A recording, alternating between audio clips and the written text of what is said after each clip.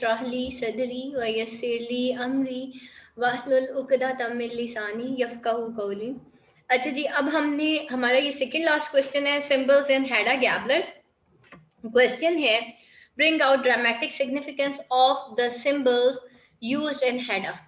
ठीक है, जो सिंबल्स उसने यूज किए हैं हैडा गैबलर में वो हम देखते हैं कि उसने क्या क्या जो सिंबल्स हैं वो यहाँ पे यूज किए हैं। Repeated images and symbols are frequently used in this drama to contribute to the development of the themes. The repetition of a certain image in the context of the play attaches metaphorical significance to a physical object. Hedda Gabler contains many such elements. The setting of Hedda Gabler remains unchanged throughout of the play. It is significant symbolically as it demonstrates the domestic cage into which Hedda as a woman and wife had been cast.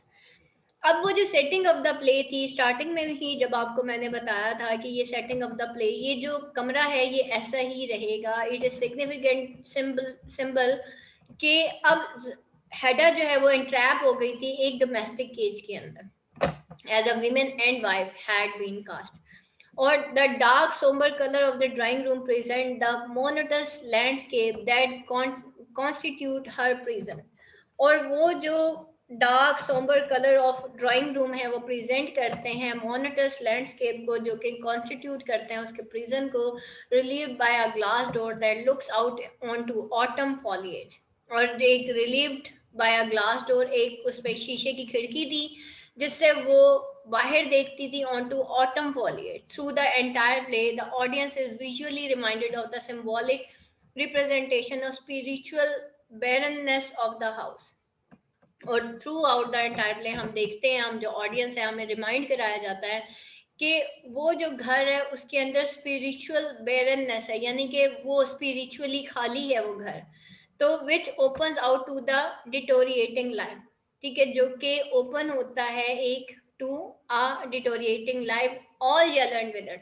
एक लाइफ को deteriorate करता है जो कि पूरी की पूरी येलो है पेल है और विदर्ड है और मुरझाई हुई जिंदगी उसके अंदर उस घर के अंदर उस एरिस्टोक्रेटिक हाउस के अंदर उस विला के अंदर शो की जाती है nearing the session of death जो कि बिल्कुल करीब है एक सेशन ऑफ डेथ के। This cast ominous overtones on the character in his setting. एक ओमिनियस ओवरटोन होती है ओवरटोन कास्ट करता है on the characters in this setting. Her frustration at a powerfulness and dependence on Tesman is the best represented by the repeated image of her looking out of the glass door. The glass door in itself is an easily breakable barrier between her entrapment and outside world। ठीक है, अब ये जो glass door है in itself वो एक easily breakable barrier है उसके दरमियान और जो उसके बाहर की दुनिया है उसके दरमियान। She longs for freedom to catch a glimpse of world that was not allowed to know about। ठीक है, अब वो उस फ्रीडम की विश करती है ताकि वो उस दुनिया को देख सके जो कि उसको अलाउ ही नहीं है। But this transparent barrier confines Hedda। The image of her walking nervously across the enclosed drawing room and tapping nervously on the glass door symbolizes that society in general has imprisoned her due to its restrictive definition of femininity। अब उसका image जो हर वक्त वो walk करती है nervously across the enclosed drawing room. हर वक्त वो ड्राइंग रूम से अक्रॉस ड्राइंग रूम जो वॉक करती है। फिर tapping nervously on the glass door. हर वक्त वो टैप करती है नर्वसली ग्लास डोर पे। तो ये क्या सिंबलाइज करता है? Actually that is symbolising the society in general कि उस सोसाइटी ने उसको इम्प्रिजन कर दिया अपनी रिस्ट्रिक्टिव डेफिनेशन ऑफ फेमिनिटी के अंदर।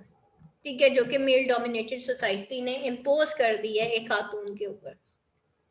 Hedda struggles against the role of a subservient wife and mother can be explained by her masculine upbringing and the strong father figure that dominates her subconscious। और Hedda की जो Hedda struggle against the role of subservient wife उसकी struggle के वो एक subservient wife यानी कि one down wife नहीं बनना चाहती थी ना ही वो एक मदर बनना चाहती थी जो सबसर्वियंट हो, ठीक है, सर्व करती रहे।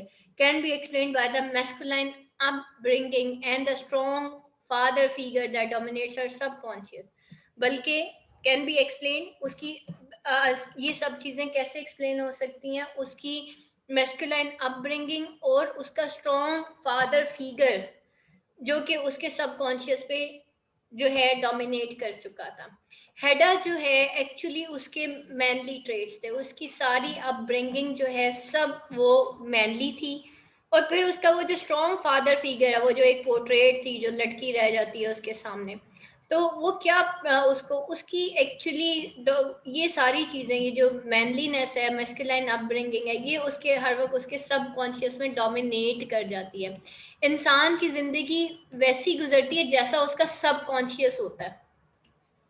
ठीक है, एक कॉन्शियस होता है जो हमें बाहर नजर आ रहा होता है, एक सब कॉन्शियस होता है जो आपको नजर नहीं आ रहा होता, लेकिन वो आपकी थॉट्स होती हैं, आपके बिलीव्स होते हैं, आपके आइडियाज होते हैं, आपकी इमेजिनेशंस, आपकी ड्रीम, इवन आपका ईमान, आपका गुमान। तो इंसान की जिंदगी वैसी गुजरती है जैसा उसका गुमान होता है। ठीक है, वो आउटर सर्कमस्टांसेस इतने आपकी जिंदगी में इन्वॉल्व नहीं होते जितना आपका सबकॉन्शियस, आप किसी के बारे में क्या सोच रहे हो। ठीक है, अब आपको वो वैसा ही लगेगा। अगर आप उसके बारे में अच्छा सोच रहे हो वो आपको अच्छा लगेगा, अगर आप उसके बारे में बुरा सोच रहे हो वो आपको बुरा लगेगा। ठीक है, तो ये क्या होता है, ये सब सबकॉन्शियस होता है। तो उसका उसके सबकॉन्शियस पे क्या डोमिनेट किया हुआ था। हम कभी कभी कुछ लोगों के बारे में बात करते हैं ना कि इसको जितना मर्जी समझा लो, पता नहीं इसके अक्ल पे पर्दे पड़े हुए हैं या इसको समझ ही कोई नहीं आती। वो क्या होता है कि उसका जो सबकॉन्शियस होता है ना उस इंसान का, वो उसके ऊपर हावी हुआ होता है। तो इस वजह से, क्योंकि उसका सबकॉन्शियस डोमिनेट हो जाता है, तो उसकी लाइफ भी वैसी गुजरती है। ठीक हो गया, फिर वो इर्द गिर्द की सोसाइटी क्या कह रही है, कौन क्या कह रहा है, क्या कर रहा है, उससे उसको कोई फर्क नहीं पड़ता। तो हेडा की जो स्ट्रगल थी वो किसके अगेंस्ट थी, वो उस सोसाइटी की अगेंस्ट थी जो कि उसको लेबल करना चाहती थी, वो मिडिल क्लास सोसाइटी जो कि उसको एक वाइफ और एक मदर, सब सर्वियंट वाइफ और सब सर्वियंट मदर के तौर पे देखना चाहती थी। लेकिन हेडा के सबकॉन्शियस पे वो जो मैनलीनेस और उसकी जो अपब्रिंगिंग और उसके फादर की जो पोर्ट्रेट और उसकी बिफोर मैरिज जो लाइफ थी, वो अब उसके सबकॉन्शियस के ऊपर डोमिनेट कर चुकी थी। इस वजह से वो जो है स्ट्रगल करती है अगेंस्ट दैट मिडिल क्लास जो कि उसको एक वाइफ और एक मदर बनाना चाहते हैं, और वो भी एक सब सर्वियंट वाइफ बनाना चाहते हैं। अब वो इसके खिलाफ बगावत कर देती है, रिबेल कर देती है, क्योंकि उसका सबकॉन्शियस मैनली होता है, उसके अंदर फेमिनिटी नहीं होती हेडा के अंदर। The portrait of general Gabler represents,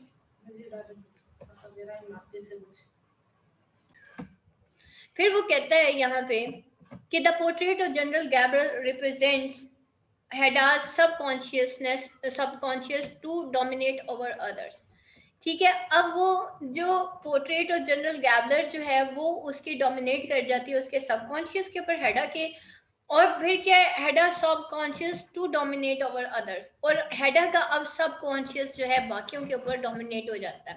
Hada's character and life seem to be wholly determined through this strong connection with the military part। और उसका जो कैरेक्टर और उसकी लाइफ जो है वो होली डिटरमाइन, डिटरमाइन क्या, रास्ता दिखाना। ठीक है, डिटरमाइन करना। अब वो उसकी जो लाइफ होती है किस तरह से चल रही होती है according to the strong connection with the military past, वो ये सब उसका सबकॉन्शियस है। ठीक है, which emphasis conformity and discipline, जो कि कन्फर्मिटी और डिसिप्लिन को पे एम्फेसिस करता है।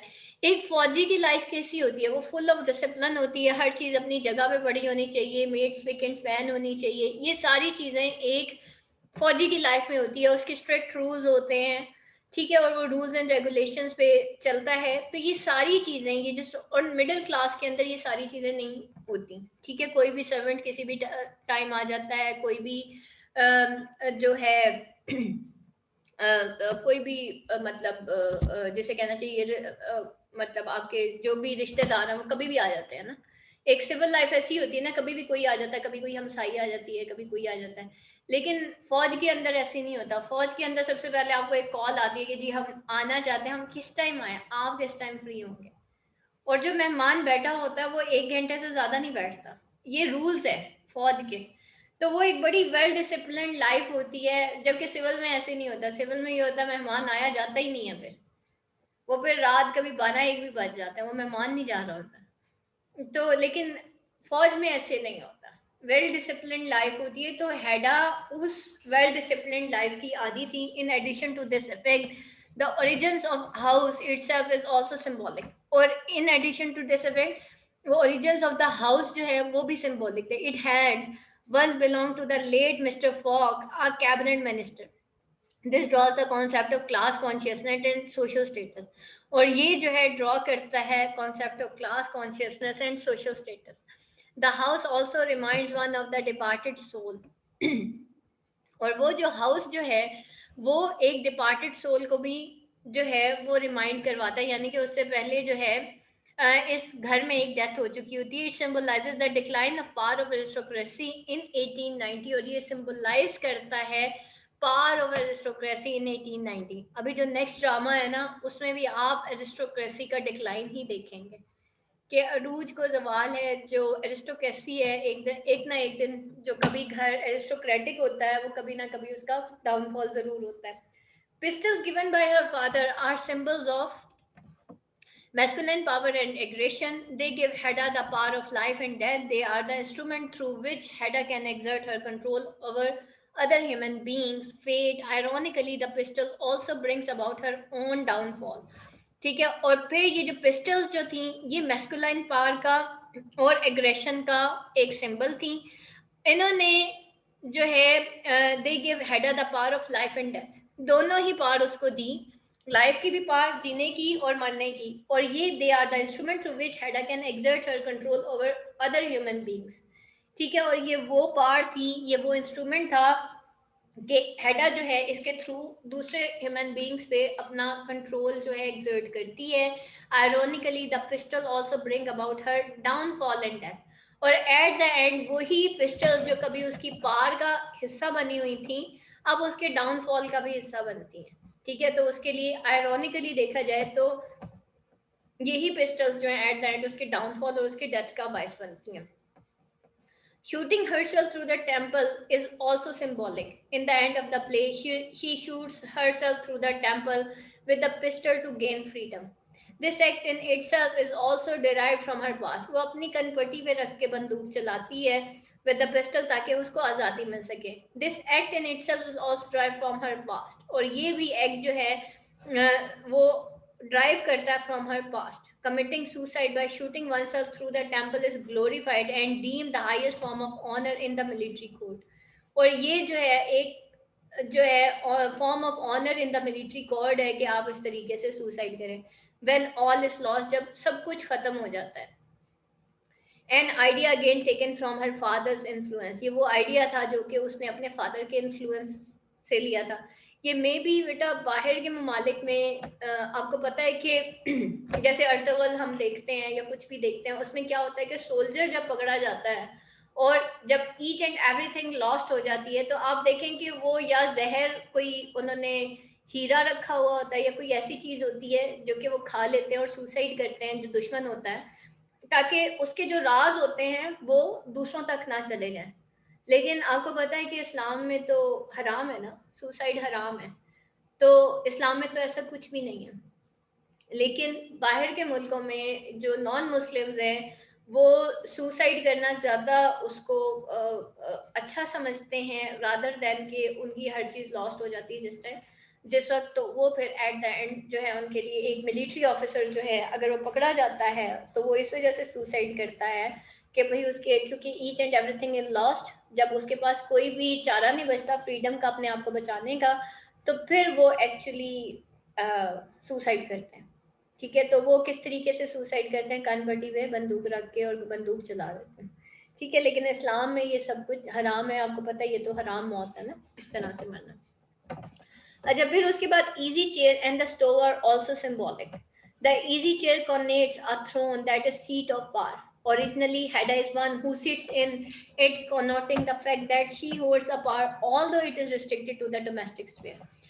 अब हेडा जो है वो इसके उसके पास वो पार थी, वो बंदी थी जो कि उस पे बैठा करती थी. कॉनोट कहते हैं सिंबलाइज करना, connotation, connotating the fact that she holds the power although it is restricted to the domestic. कि उसके वो होल्ड करती है उस पावर को ऑल्दो ये रिस्ट्रिक्टेड है to domestic sphere. She is stronger figure in her relationship with Tesman उसका एक स्ट्रॉन्गर फिगर है in her relation with Tesman, and he serves her like a loyal admiring subject, और वो जो है उसको सर्व करता है like a royal admiring subject के तौर पे। ही सेड्स it's so jolly waiting on you Hedda, और वो क्या कहता है कि ये बहुत ज्यादा जॉली है, waiting on you Hedda. Shifts in power in the last act and the play progresses can be demonstrated through the easy chair. On Bragg's visit, Hedda is sitting on the chair. Bragg grasps the back of it, leaning over her to claim proprietorship, and hence it is Bragg's control of Hedda. At the end, the stage direction shows that Bragg, through manipulative method, has seized the throne, और at the end हम देखते हैं कि वो जो straight direction है वो क्या शो करती है कि ब्रैक मैनिपुलेटिव मेथड से क्या करता है, सीज कर लेता है उस थ्रोन को और होल्ड कर लेता है power over Hedda. Disposed and powerless Hedda is driven to suicide, और जब वो डिस्पोज और पावरलेस हो जाती है तो हेडा सुसाइड कर लेती है। The other object the stove holds the fire symbolic of destructiveness, a character trait most associated with Hedda. एक और ऑब्जेक्ट वो जो स्टोव है, चूल्हा है, जो कि होल्ड करता है फायर को, वो सिंबॉलिक ऑफ डिस्ट्रक्टिवनेस है।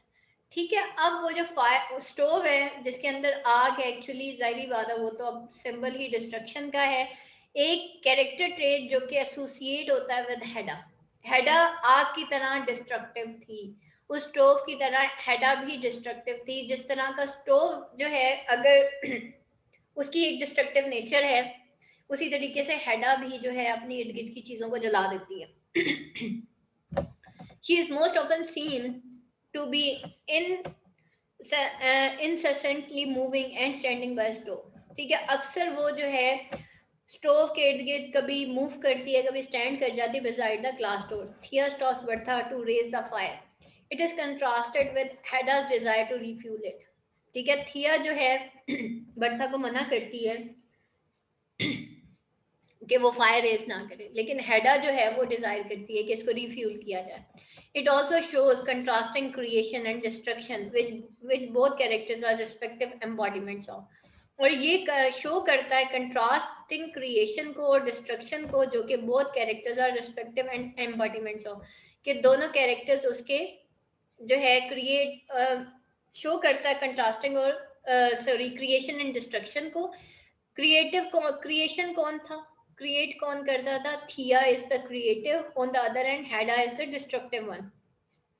तो both characters are represent respective embodiments of, ठीक है। ये जो थिया की नेचर थी वो हमेशा क्रिएशन थी, और हेडा की जो हेडा का कैरेक्टर वो हमेशा डिस्ट्रक्टिव वन था, और ये जो कैरेक्टर्स हैं ये रिप्रेजेंटिव एम्बॉडीमेंट है इसके।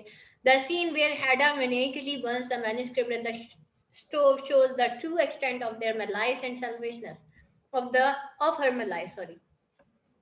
और ये जो maniacally वो एट द एंड बर्न करती है मैन्युस्क्रिप्ट को इन द स्टोव, वो शो करता है true extent of her malice और सेल्फिशनेस को। What utterly appalls the reader is in the burning of manuscript is that Hedda has destroyed Lovebirg's vision of future, his hope of spiritual redemption, and realization of his bohemian ideals. Sorry। अब यहाँ पे देखें कि ये जो burning of manuscript है, हेडा जो कि जिसको डिस्ट्रॉय करती है, हेडा डिस्ट्रॉयड लवबर्ग विजन, वो खाली बर्निंग ऑफ मैन्युस्क्रिप्ट नहीं था, बल्कि हेडा ने डिस्ट्रॉय कर दिया लवबर्ग के विजन ऑफ फ्यूचर को, उसकी होप ऑफ स्पिरिचुअल रिडेम्पशन को, और उसके रियलाइजेशन को of his Bohemian ideals. Bohemian ideals क्या थे उसके? एक्चुअली वो हर वक्त शराब की दुनिया में, अयाशी की दुनिया में रहना चाहता था। उसके ये सारे अयाशी वाले जो आइडियल्स थे, एक्चुअली ये उसको रियलाइज हो गए थे कि मैं गलत हूँ, जिसकी वजह से वो ये लाइफ छोड़ देता है। लेकिन हेडा जैसे ही उसको डिस्ट्रॉय करती है तो एक्चुअली वो सब कुछ ही लॉस हो जाता है। He says devil knows what hands it fallen into.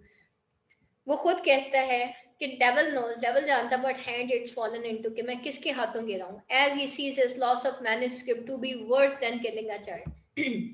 कि उसको पता है कि लॉस ऑफ मैन्युस्क्रिप्ट क्या है, to be worse than killing a child, एक बच्चे को किल कर देने से ज्यादा लॉस्ट है। क्योंकि देखिए उसकी रिडेम्पशन, उसकी स्पिरिचुअल रिडेम्पशन, उसकी रियलाइजेशन, उसका एक फ्यूचर बाउंड था, उसका विजन ऑफ फ्यूचर था, उसकी हर चीज उस मैन्युस्क्रिप्ट के साथ जुड़ी हुई थी, जो कि हेडा ने डिस्ट्रॉय कर दिया था और थिया ने बड़े तरीके से उसको क्रिएट किया था। तो हेडा की डिस्ट्रक्टिव पावर्स जो हैं थिया की क्रिएटिव पावर से कहीं ज्यादा थी। The manuscript is referred to symbolically as a child, the production of creation, love and inspiration between Thea and love. और सिंबॉलिकली देखा जाए तो वो जो मैन्युस्क्रिप्ट था वो क्या सिंबॉलिकली, वो जो चाइल्ड उसको रेफर किया जाता है, अ child the production of creation. ठीक है, अब चाइल्ड को हम ये भी कर सकते हैं love and inspiration between Thea and love. On the other hand हम ये भी कह सकते हैं एक बच्चा क्या होता है, वो बिल्कुल बुराइयों से आजाद होता है। ठीक है, तो ये जो चाइल्ड था एक्चुअली हम ये भी कह सकते हैं that is basically the hope of spiritual redemption, कि वो दोबारा से स्पिरिचुअली प्योर हो गया था। ठीक है, उसकी रियलाइजेशन हो गई थी अबाउट द इवल लाइफ और वो उससे दूर हो गया था। और एक बच्चा जो है एक विजन ऑफ फ्यूचर लेके दुनिया में आता है। तो ये सारी चीजें इस चीज को सिंबलाइज करती हैं। और the deliberate cold blooded murder of a child is inexcusable despite the social repression of her independence and sterility of her spirit, which have had led her which have led her such a crime। और ये जो deliberate cold blooded murder of a child जो है वो क्या था, is inexcusable despite the social repression of her independence। ठीक है, वो उसका एक जो मर्डर ऑफ अ चाइल्ड था वो एक इनएक्सक्यूजेबल था। ठीक है, यानी कि उसकी माफी कोई नहीं थी, डिस्पाइट, बेशक अगर उसको सोसाइटी ने मतलब बाउंड कर भी दिया था उसके इंडिपेंडेंस को, लेकिन ये इनएक्सक्यूजेबल था। उसकी माफी नहीं है कि उसने, हेडा ने एक इंसान के फ्यूचर को तबाह कर दिया, उसकी स्पिरिचुअल रिडेम्पशन को तबाह कर दिया, उसकी जो वापस आने, नेकी की तरफ वापस आने को तबाह कर दिया। तो इसकी कोई माफी नहीं है। And sterility of her spirit, बेशक उसको उस सोसाइटी ने बाउंड कर दिया था और स्टेरिलिटी ऑफ हर स्पिरिट के इश्यूज थे, लेकिन उसका ये क्राइम जो है वो इनएक्सक्यूजेबल नहीं था, which had led her to such a crime, जो कि उसको यहाँ तक लेके गया। वो कहता है यहाँ पे एक्चुअली ये जो डिलिबरेट कोल्ड ब्लडेड मर्डर है चाइल्ड का, वो इनएक्सक्यूजेबल हो सकता है अगर तो सोसाइटी ने उसको जो है रिप्रेस न किया होता है हेडा को, और उसकी स्टेरिलिटी ऑफ हर स्पिरिट को रिप्रेस ना किया होता, बाउंड ना किया होता, which have led her to such a crime. वो कहता है यहाँ पे उसके कहने का मतलब है कि ये सोसाइटी है जिसने हेडा को जो है मजबूर किया कि जब उसको इस हद तक बाउंड कर दिया गया तो वो डिस्ट्रक्टिव एक्टिविटीज में पड़ गई और फिर उसने लव वर्क का वो मैन्युस्क्रिप्ट जला दिया। तो वो कहता है वो उसका गुनाह इनएक्सक्यूजेबल होता अगर सोसाइटी ने ये सारी चीजें हेडा के ऊपर इम्पोज ना की होती। मैंने आपको कहा था ना ये फेमिनिस्टिक नॉवल है, हर लिहाज से हेडा को डिफेंड किया गया है इसमें। हालांकि बहुत सारे क्रिटिक्स ने हेडा के कैरेक्टर पे बहुत ज्यादा बहस भी हुई है कि हेडा का कैरेक्टर जो है वो बहुत बुरा कैरेक्टर बनाया। The fact that Hedda's hair is not noticeable abundant signifies her lack of spiritual substance। और फैक्ट कि हेडा का जो हेडास के जो हेयर हैं वो नॉट नोटिसेबल इतने ज्यादा अबंडेंट नहीं थे, वो अब उसकी लैक ऑफ स्पिरिचुअल सब्सटेंस को शो करते हैं। Her incapability to the experience the depth of emotion responsibility specially pertaining to motherhood.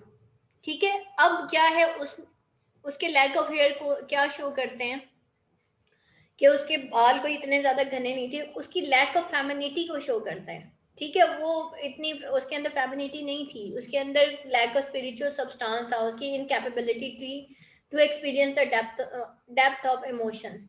फिर रेस्पॉन्सिबिलिटी नहीं थी उसके अंदर, specially pertaining to motherhood. On the other hand Thea is a women very much in touch with her feminine side, her hair being remarkably fair, exceptionally thick and wavy. Her hair highlights her femininity and she is capable of love, serving to inspire love work।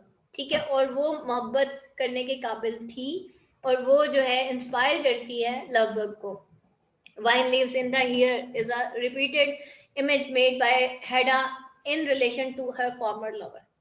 ठीक है, vine leaves in hair से मुराद क्या है, यहाँ पे लिखा it is a symbol of victory, heroism, conquest, एक और इसका मीनिंग लिखें, दैट इज द फ्रीडम।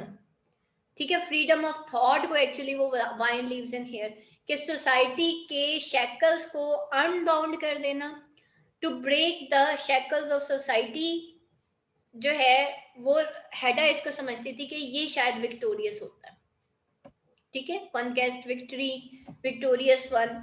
तो वो कहती थी हेडा कि victorious one is the person जो कि सोसाइटी के शैकल्स को तोड़ देता है, ब्रेकआउट करता है और उसके खिलाफ रिबेल करता है और अपनी जिंदगी आप जीता है, उसको वो वाइन लीव्स इन हेयर कहा करती थी। ठीक है, और ये हेडा का ये डायलॉग बहुत ज्यादा मशहूर है, ये अक्सर आ जाता है, वाइन लीव्स इन हेयर। तो what is mean by the vine leaves in hair, कि वो विक्टोरियस किसको कहती थी, जो सोसाइटी की जो बनाई हुई कन्वेंशंस हैं, ट्रेडिशंस हैं, सो कॉल्ड ट्रेडिशंस हैं, उसको तोड़ के जो है अपनी मर्जी आप करता है, रिबेल कर देता सोसाइटी के, तो वो कहती है कि vine leaves in the hair. ठीक है, तो वही बंदा जो है वो स्टैंड करता है, वही जो है विक्टोरियस है, वो उसी वही हीरो है, और वही जो है वो जिसे कहना चाहिए शिवैलरिक है या जो भी है। ठीक है, तो वो ऐसे इंसान को कहती थी हेडा वांट्स दिस फ्रॉम लवबर्ग। अब खुद तो उसके अंदर हिम्मत थी नहीं क्योंकि वो खुद एक औरत थी, और लेकिन लवबर्ग क्योंकि मर्द था, तो उसके उसको देखें, जो रिस्ट्रिक्शंस औरत पे लगाई जाती हैं वो मर्द पे नहीं लगाई जाती। आप हमारे घरों में ही देख लेना, एक बेटा होता है, एक बेटी होती है, बेटी पे जितनी रिस्ट्रिक्शंस लगती है उतनी बेटे पे नहीं लगती, हालांकि दोनों एक ही घर में रह रहे होते हैं। अब यहीं से सोसाइटी बनती है, सोसाइटी का यहीं से पता चल जाता है। ठीक है, बेटी को कहा जाता है नहीं नहीं तुम घर पे रहो, तुम घर पे पढ़ो, तुम पढ़ो भी नहीं बल्कि हांडी रोटी करो बेटा जी, हांडी रोटी करो, है कि नहीं है। वो अल्टीमेटली बच्चियां इतनी ज्यादा फ्रस्ट्रेट हो जाती हैं जब उनको कोई आउटलेट नहीं मिलता, एंड फाइनली साइकोलॉजिकल इश्यूज जो हैं वो जनरेट होते हैं। हेडा एक मदरलेस चाइल्ड दिखाया गया, लेकिन जिनकी मदर्स होती हैं उनके साथ भी ये प्रॉब्लम्स क्रिएट होना शुरू हो जाते हैं कि एक एक्सेप्टेड मोरल्स हैं, जब बच्ची ये देखती है कि मेरे भाई को इतना ज्यादा सब कुछ किया जाता है, उसके लिए पैसे भी निकल आते हैं, ठीक है, उसकी गलत को गलत भी नहीं कहा जाता कि नहीं बेटा जी भाई है, भाई है, भाई है, ऐसे ही। तो फिर क्या होता है, इवन आप एक और चीज देखें, वैसे पेरेंट्स बड़ा कहते हैं कि जी बेटियां बड़ी अच्छी हैं, मैं आपको सही बताऊं, अमीर से अमीर घर में भी ना बेटी को जायदाद नहीं दी जाती। ये हमारी सोसाइटी का डिलेमा है। एक अरबपति बंदा भी, मर्द भी, बाप भी, जिसके जो अपने सारे बच्चों से बहुत प्यार करता है, बेटी को देते हुए उसका दिल बड़ा थोड़ा होता है। वैसे वो सब कुछ कर देगा, उसको गिफ्ट्स भी देगा, सारा कुछ देगा, लेकिन जब जायदाद की बारी आएगी वो कहेगा नहीं मेरे बेटों की है। तो ये वो सोसाइटी की कन्वेंशन हैं जो कि एक औरत पे इम्पोज कर दी गई। अब यहाँ भी देखिए, हेडा भी एरिस्टोक्रेटिक फैमिली से बिलोंग करती थी और लवबर्ग भी एरिस्टोक्रेटिक फैमिली से बिलोंग करता था और ब्रैग भी एरिस्टोक्रेटिक से बिलोंग करता था। ब्रैग और लवबर्ग हर उस जगह पे जाते थे जहां वो चाहते थे, ठीक है, लेकिन हेडा उस जगह पे नहीं जा सकती थी जहां पे वो चाहती थी। उनकी लवबर्ग और ब्रैग जो है वो अगर शराब खाने में जाते थे तो देवर अलाउड, वो अगर डांसिंग प्रोस्टिट्यूट्स के पास जाते थे तो उनको बुरा नहीं समझा जाता था। लेकिन ऑन द अदर हैंड औरत ये नहीं कर सकती उस सोसाइटी के अंदर, औरत की बुराई को बुराई माना जाता है, मर्द की बुराई को बुराई नहीं माना जाता है, ऐसी है। तो ये एक्चुअली चीजें हैं जो यहाँ पे दिखाई गई है। ठीक है, तो हेडा वांट्स दिस फ्रॉम लवबर्ग, वो क्यों लवबर्ग से करवाना चाहती थी, उसको पता था कि because she desires to witness success and empowerment. अब वो जो है डिजायर करती है ताकि वो उस सक्सेस और उस एम्पावरमेंट को देखे। The image is also reminiscent of Dionysus, the Greek god of wine, fertility and pleasure. और जो इमेज है वो is also reminiscent of dinosaur. Dinosaur कौन है, Greek God of wine, fertility and pleasure. ठीक है, singing dancing, Greek God of dinosaur किसे कहते हैं, Greek God of wine, singing dancing, fertility and pleasure, इसी को कहते हैं। तो हेडा's passion for life and hunger for freedom have been stunned by conformity to a patriarchal society. ठीक है, अब वो जो है conformity है to patriarchal society that marginalizes the women. Her response to this disempowerment is to seek her sense of power through destructive means, her isolation from society, the perpetual struggle within herself to gain freedom, her oppressive terror of scandal, all generate sympathy for her pitiable plight. Basically, these implicit descriptions show that Hedda and Thea are the antithesis of each other. अच्छा, पीछे मैं उसको आपको बता दूं इसका passion for life और hunger for freedom के बारे में. वो जो है उसकी have been stunned by conformity to patriarchal society. उसका ये पैशन फॉर लाइफ और उसकी ये जो हंगर फॉर फ्रीडम है, ये पेट्रियार्चल सोसाइटी ने लिमिट कर दी, उसको स्टन कर दिया, स्टंटेड यानी कि स्टॉप कर दिया, उसके सामने रोड़े अटका दिए. दैट मार्जिनलाइजेस द वीमेन, जो कि मार्जिनलाइज कर देती है वीमेन को. ठीक है, मैंने कहा ना एक ही घर होता है, बहन भाई होते हैं, बहन को कहा जाता है आपने ऊंची आवाज में नहीं बात करनी, लेकिन भाई ऊंची आवाज में बात कर रहा होता है और उसको कोई मना नहीं करता. ठीक है, तो फिर एट द एंड जो है क्या होता है कि यहीं से सोसाइटी बिल्डअप होती है. मर्द के अंदर एक सेंस ऑफ डोमिनेशन आने लग जाती है. उसको लगता है जो भी मैं कर रहा हूँ बस वही ठीक है, जो मैं सोच रहा हूँ दैट इज ओके. ठीक है, और औरत जो है वो एक रिप्रेस्ड फीलिंग में, उसके अंदर एक स्लेवरी वाला और इस तरह की उसके अंदर सोचें आना शुरू हो जाती हैं. तो her response to this disempowerment is to seek her sense of power through destructive mean. अब क्या होता है, अब ये जो औरत को डिसएम्पावर कर दिया जाता है एक सोसाइटी के अंदर. ठीक है, अब उसकी वो अपनी सेंस ऑफ पावर को किस तरह से यूज करती है. पावर तो है ना, दोनों के अंदर है ना, बेटे के अंदर भी है, बेटी के अंदर भी है, मेल के अंदर भी है और फीमेल के अंदर भी है. तो अब जब उसको एक पेट्रियार्चल सोसाइटी उसको बिल्कुल रिस्ट्रिक्ट कर देती है, तो उसका रिस्पॉन्स टू डिसएम्पावरमेंट क्या होता है, ताकि वो अपनी सेंस ऑफ पावर कि वो अब उसको डिस्ट्रक्टिव मीन्स के लिए यूज करती है. इंसान देखिए दो तरह से होता है ना. एक, जब हम किसी कामयाब इंसान को देखते हैं तो दो तरह के हमारे एटीट्यूड्स होते हैं. नंबर एक, जो 90% लोग करते हैं, हसद करते हैं. ठीक है, जो ऊपर चला जाता है ना, जो बहुत ऊपर चला जाता है, उससे हम हसद करते हैं. 90%, 95% लोग हसद करते हैं. ओनली 5% लोग होते हैं जो उससे इंस्पायर होते हैं और वो अल्लाह से दुआ मांगते हैं, अल्लाह इसको दिया तो मुझे भी दे. ठीक है, अब यहाँ पे जो रिस्पॉन्स है उसकी, जब वो हसद होता है उसके अंदर और फिर वो एक मेल डोमिनेटेड सोसाइटी से उसको एक हेट्रेड हो जाता है. अब वो मेल डोमिनेटेड सोसाइटी जब उसका डिसएम्पावर करती है, तो फिर अब वो अपने तमाम चीज़ों को किसके लिए यूज़ करती है, डिस्ट्रक्टिव मीन्स के लिए. जाहिर बात है एक इंसान अगर मेंटली डिस्टर्ब्ड है तो वो डिस्ट्रक्टिव भी होगा, फिर चाहे वो जबान के थ्रू हो या हाथ के थ्रू हो या अपने कैरेक्टर के थ्रू हो. Her isolation from society, the perpetual struggle within herself to gain freedom, her oppressive terror of scandal, all generate sympathy for her pitiable plight. उसकी ये जो isolation है from society, उसकी perpetual struggle है अपने साथ ताकि वो freedom को gain कर सके, उसका oppressive terror है of scandal. ठीक है, कि वो जो है terror of scandal है उसका, कि उसके अंदर डर है कि कहीं कोई स्कैंडल ना बन जाए.